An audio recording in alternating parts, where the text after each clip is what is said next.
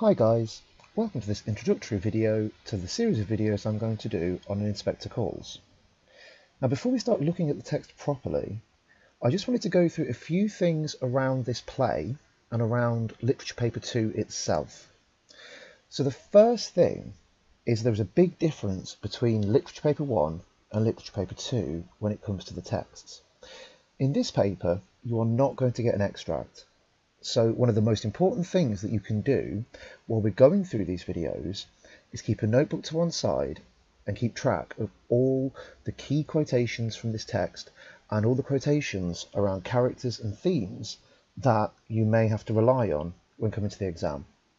I'll be pointing some of these quotations out as we go, so please note them down separately, but also if I talk about anything that you find particularly interesting, then please make a note of those quotations too. So the next thing is that this play is kind of broken down into lots of different character stories, all relating to the same plot. These videos are going to focus on these different parts of the play. So the next video will be on the introduction of the characters, and then we'll look at each character individually as their stories are revealed. We will be listening to the play. I've got a really good version of the play that I'm going to break apart, and we'll listen to it, and then in the same way we did with Macbeth, we will analyse the text. The final thing, before we look at a small section of the play, I want to talk about J.B. Priestley's use of stage directions. Now, with Macbeth, there are hardly any stage directions, so there's nothing to really get at. But in this play, there are some quite revealing stage directions, and certainly I think the positioning of characters at the start and end of acts has some symbolism behind it. We'll be talking about that, so as I'm going through, make sure that you're writing annotations down for the stage directions as well. With that in mind, this play opens with a fairly comprehensive list of instructions for the production of the play, and I would just like to read through that and go through some of the symbolism and meaning behind the instructions that Priestley gives to the cast and crew. So we start. The dining room of a fairly large suburban house belonging to a prosperous manufacturer. It has good, solid furniture of the period. The general effect is substantial and heavily comfortable, but not cosy and homelike. If a realistic set is used, then it should be swung back as it was in the Old Vic production at the New Theatre. By doing this, you can have the dining table centred downstage during Act 1 when it is needed there, and then swinging back can reveal the fireplace for Act 2, and then for Act 3 can show a small table with telephone on it downstage of fireplace. And by this time, the dining table and its chairs have moved well upstage.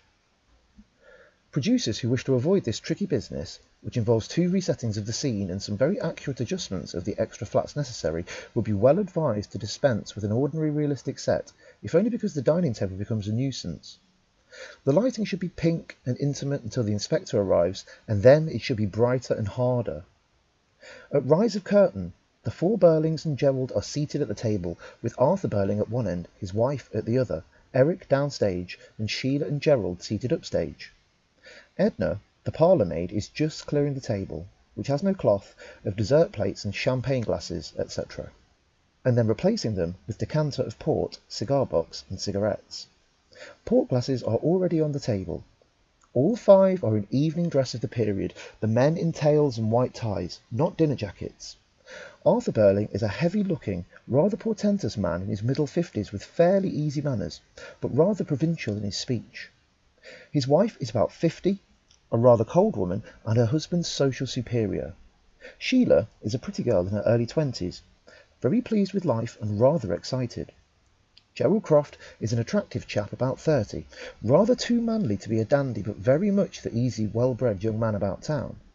Eric is in his early 20s, not quite at ease, half shy, half assertive.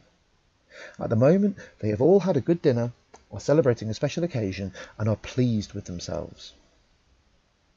Okay, so just a couple of things to note before we start looking at the stage directions.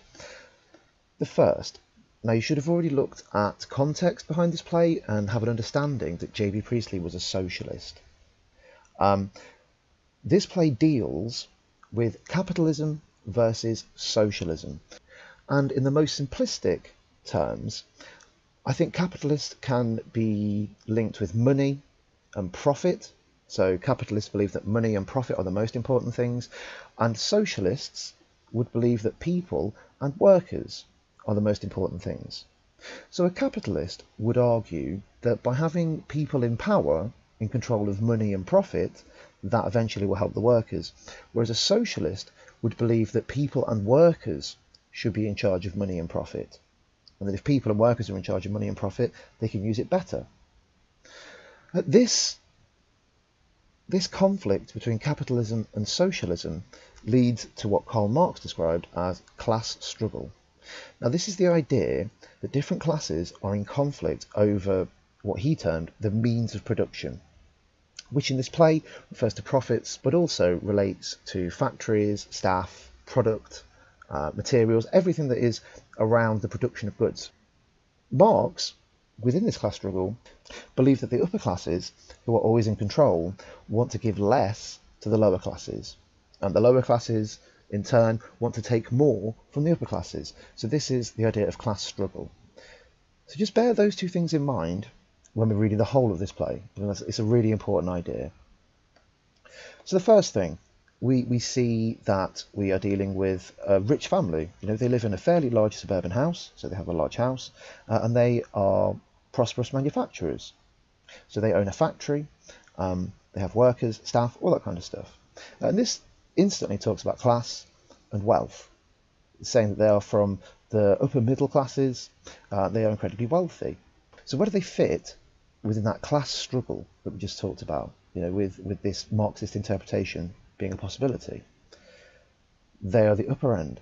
They are the upper classes who are always in control and want to give less to the lower classes. Their house is described as heavily comfortable, but not cosy and home-like. This shows their house as quite cold. And think about what might that symbolise about the family. If they choose to not have many mementos on the wall, if they choose to not make it like a home, are they going to be very kind people? We then have a comment on the lighting. I think this is really interesting. So Priestley indicated that at the beginning of the play, the lighting should be pink and intimate. So quite a nice, soft, warm lighting. It's a quite soft, warm family occasion that we enter this play into.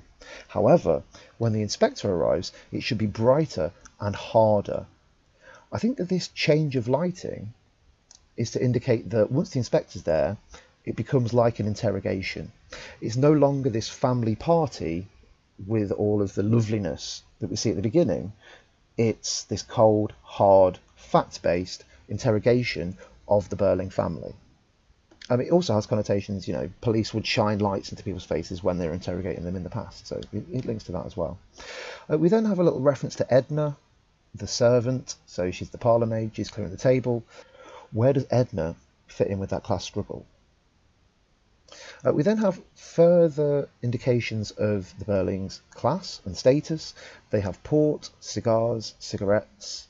The men are dressed in tails and white ties, so they're wearing really fancy suits.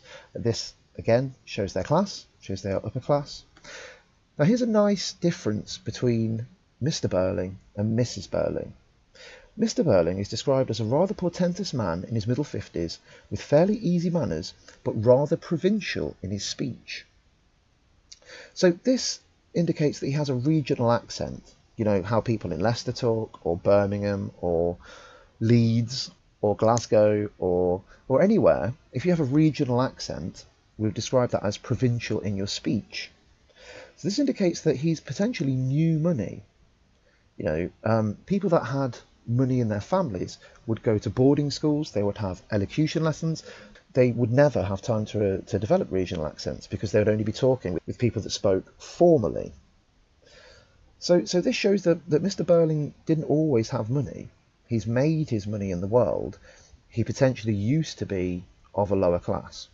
Mrs. Birling here is described as her husband's social superior. I think this links to the idea that Mrs. Birling is old money. She is a person whose family have always had wealth, and so she's never experienced life in a lower class. This is just a nice difference between the two, and something that is elaborated on a little bit in this play.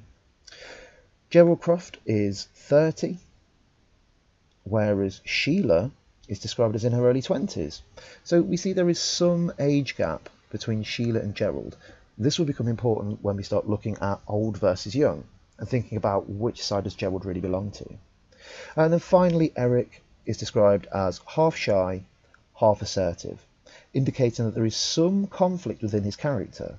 He is growing into being a man, but at the same time, I think that stage direction sets his character up quite nicely for the change and the reveal that we will have towards the end of the play. Okay, so I'm going to stop there. I just wanted to make you aware of the importance of stage directions and get these stage directions out of the way before we actually start looking at the play properly. Okay, so I hope you found that interesting, and I'll speak to you all soon. Bye bye.